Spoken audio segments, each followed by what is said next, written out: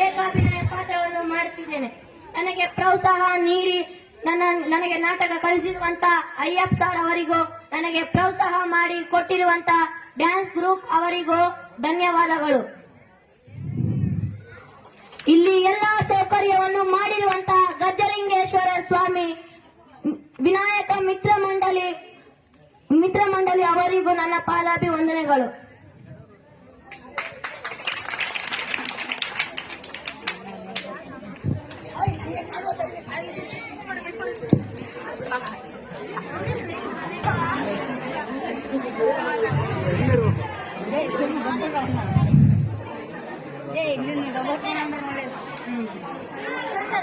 ಮಂಜುಬಾಯ್ ತಾಯ ತಾಣಕ್ಕೆ ಬಂದು ತಾಯಿಗೆ ಜಲ ನೀಡಷ್ಟು ಸತ್ಯನ ನಿನಗ? ಇಲ್ಲಿ ಕತ್ತನೆ ಮಾಡೋ ಅಧಿಕಾರ ಇರೋದು ನಮಗ, ನಿಮಗಲ್ಲ.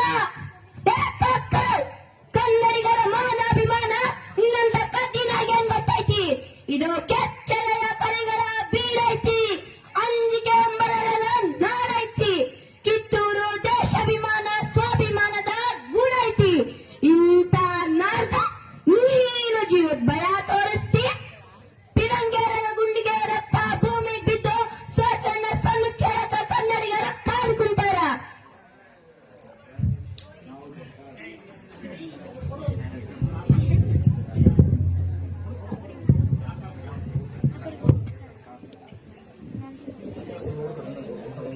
ರಾಯಣ್ಣ, ಶಾಂತಿ ಸಮಾಧಾನ ಕನ್ನಡಿಗರ ಹುಟ್ಟುಗುಣ.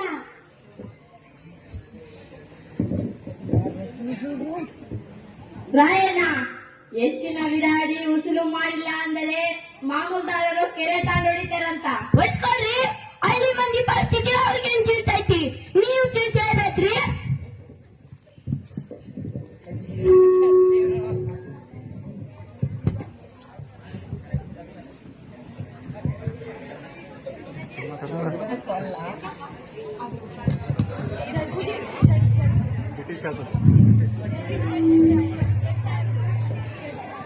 ಹೇಳಬೇಕು. ಸತ್ಯವನ್ನೇ ಹೇಳಿದರೆ ನಮ್ಮ ದೇಶಕ್ಕೆ ಸ್ವಾತಂತ್ರ್ಯ ಕೊಡ್ತೀರಾ?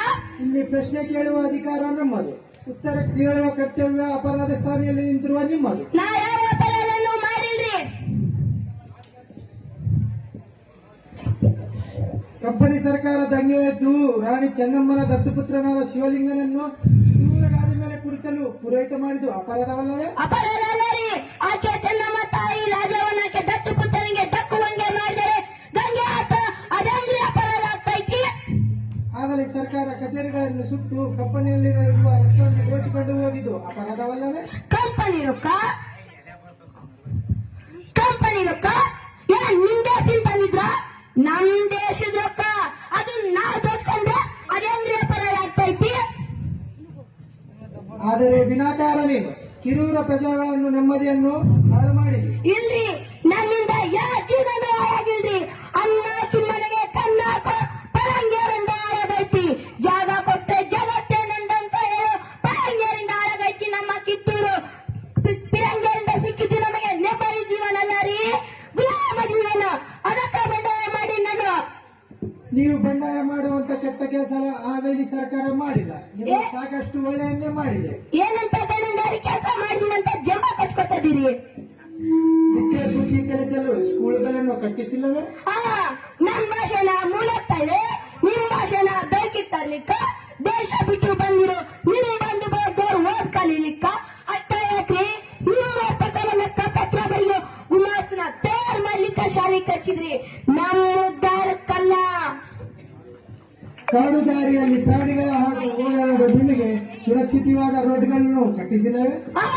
ನಾವು ಓಡಾಡೋ ದಾರಿಲಿ ನಿಮ್ ದಾರಿಯಾಗ ತಂದಿಕ್ಕಿ ನಿಮ್ ಸೈನಿಕರು ಅಧಿಕಾರಿಗಳು ಇಷ್ಟ ಬಂದಂಗ ಓಡಾಡ್ಲಿಕ್ಕ, ನಮ್ ದೇಶ ಸಂಪತ್ನ ನಿಮ್ ದೇಶಕ್ಕ ರವಾನೆ ಮಾಡ್ಕೊಳ್ಲಿಕ್ಕ ಸತ್ಯ ಹಾಕ್ಸಿದ್ರಿ.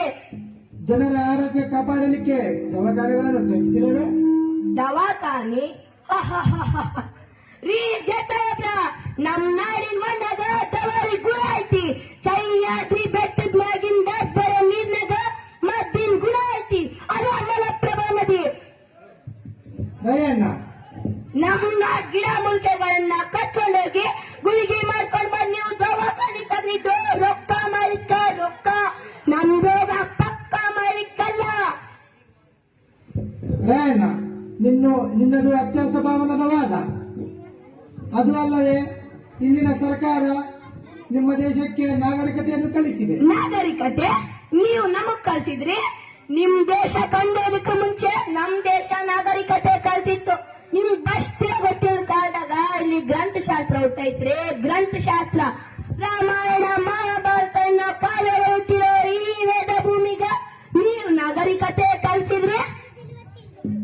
ರಾಯಣ್ಣ, ಇಲ್ಲಿನ ಸರ್ಕಾರ ನಿನ್ನು ಕೊಲೆಗಾರ, ಚೂರಿಗೆಕೂರ, ಬಂಡುಕೂರ, ರಾಜದ್ರೋಹ ಎಂದು ಅಪವಾದಿಸಿದೆ. ಇದು ಆತ್ಮಾಂಚನೆ ಸಾಹೇಬ್ರ, ಆತ್ಮಾಂಚನೆ. ರಾಜದ್ರೋಹ ಮಾಲೀಕ ನಾನೇ ನಿಮ್ ದೇಶ ನಿಲ್ಲಾಡಕ್ ಬಂದಿದ್ನಾ? ನಾ ಬಂಡುಕೋರ ಅಲ್ರಿ, ಬಂಡಾಯಗಾರ.